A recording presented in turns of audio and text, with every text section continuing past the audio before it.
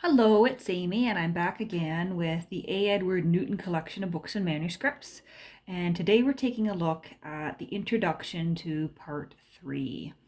And as I've mentioned in past videos, it's a 3-part catalog of the books that were sold from the late Newton's library at an auction in New York in 1941.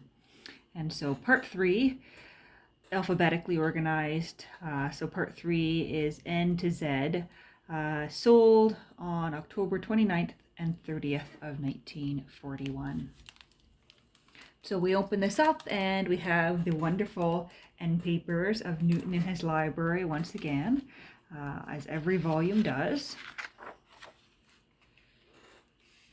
Newton in his library, Oak Knoll, in 1935.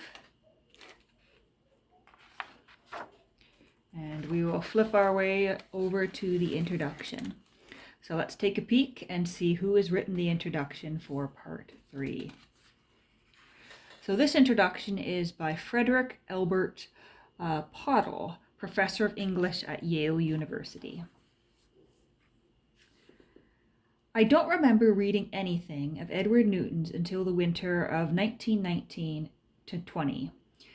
The Amenities appeared just after the armistice in 1918, but at that time I was in France, engaged in non-literary pursuits, and if I read either of the 2 essays that had appeared in the Atlantic before the end of 1917, I don't recall it now. I do recall very vividly sitting before the fire one winter afternoon in that never-to-be-forgotten room at 45 Exchange Street, Portland, Maine, taking the Amenities from the shelf and asking Mr. Mosher what he thought of it. His answer, as I remember it, was rather stiff. I understand that he has written some good essays, or something of the sort. Which strikes me now as queer, for Mosher had an infallible taste in style. Perhaps he preferred something with a little more sentiment. Perhaps, being a collector himself, he was a little jealous. More likely he hadn't read the book yet.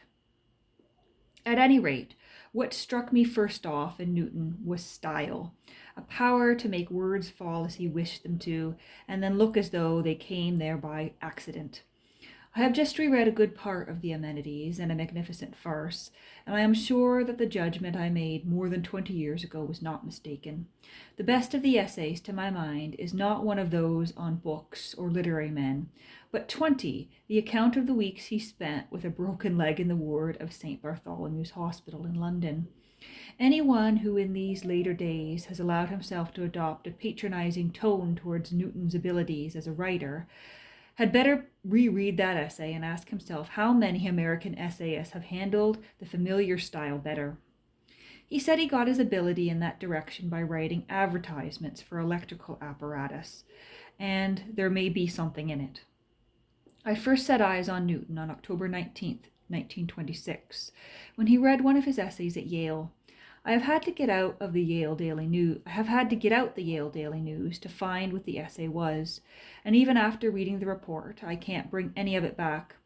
But I can see, as clearly as can be, Newton and Mrs. Newton and Tinker, who introduced him and then sat in the front row and laughed in the right places. What struck me that evening about Newton was personality, a certain coherent organization of structure that made his amazing checked suit and big bow tie seem the inevitable outward configuration of his body. In most people, personality is independent of clothes. You can imagine the clothes shifted and they remain the same. That evening, I could no more have imagined Newton dressed differently than I could have supposed a crystal to alter its predestined shape. That I could feel so was an unconscious testimonial to a considerable work of art. Actually, his whole get-up was deliberate, a literary tour de force which no one relished more than its author. It is not possible that anyone could have looked so much like a character from fiction unless he had tried to and had been a virtuoso in the business. It was not for nothing that he had written advertisements for electrical apparatus. He was in fact a brilliant advertisement of himself, turned out to command attention on a stage where competitors were clamoring for it. But you needed to beware of smugness in appraising him. It did not take you long to see through his superficies, for he made it easy. But if you had ignored the intellectual grasp displayed in his writing and played the prig by talking down to him, you were likely to find yourself skillfully and very definitely tripped. Beneath the drooping eyelids and pale, bright eyes, those pale, bright eyes never rested, and through them looked one of the most shrewd and agile spirits it has ever been my lot to encounter. He was at once a superb Dickinson caricature and a subtle and completely self-conscious criticism of it. When later I visited him at Oak Knoll, my first visit was in the spring of 1930, I found that my previous estimate, though correct enough, had not yet touched the essential. A man may write ably, he may even have a fascinating personality, and yet be quite hollow. Newton, I found, had character. I am not a collector of rare books, and though I generally say that I would be if I had the money, I know that is pure hypocrisy. Nothing gives me more intense pleasure than a chance to handle the rare book which contain, or may contain, the answer to some literary problem that I know enough about to be interested in. But the books I want to own, as shown by the books I actually buy, are of the stodgy and dusty sort, dictionaries, grammars, encyclopedias, and the like. To collectors of rare books I owe more than I can express, and I think I am properly grateful, but my general interest in any collector's library, though I hope it is well-mannered, has really about the same degree of enthusiasm that the collector would feel if I took him to look at my flower garden. Newton saw that in an instant and liked me just the same. Maybe it was not his habit to make a guest pay for his supper by systematic vocal admiration.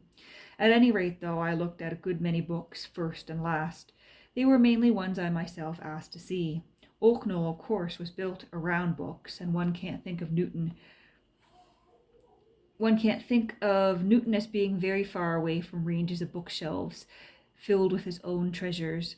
But my pleasantest memories of Oak Knoll do not have the library as their setting at all. Rather, one of those 5 dining rooms, I remember eating in at least 3 of them, or a bench on the lawn where we talked little about first editions, but much about literature.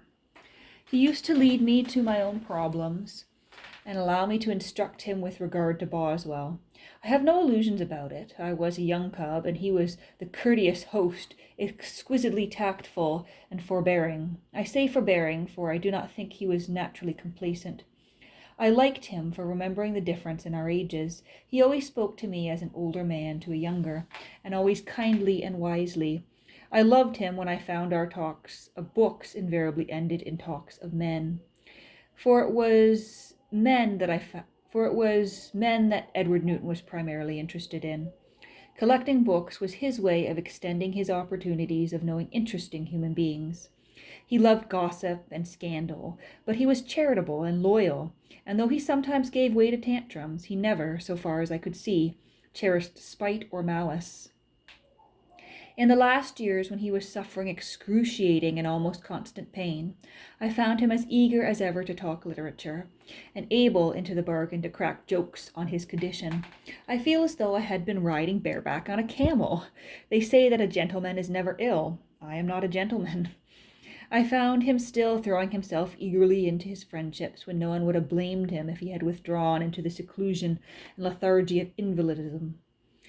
And my certainty increased that this man, besides being clever and fascinating, was also real, a man with what Carlyle would have called a spark of the heroic. There is no need now for such remarks. Indeed, many of the people who will buy books from this catalogue know a great deal more about Newton than I do. But books survive many owners. I am thinking of the time a century or so hence, when some possessor of a volume with a Newton bookplate in it will come back to the catalogue. It will not be easy to find in 2041, and I will run through it as we might study the Bibliotheca Herbriana. Then I hope he will read this preface and will like his book a little better for having glimpsed, even through the opaque medium of me, the spirit of the man who assembled the library. Well, not quite 2041, but we're not far off. It has been almost, we're getting close up to a century since this preface was written, close to a century since Newton left this earth and left this library. And so that was a great preface, a great introduction, rather.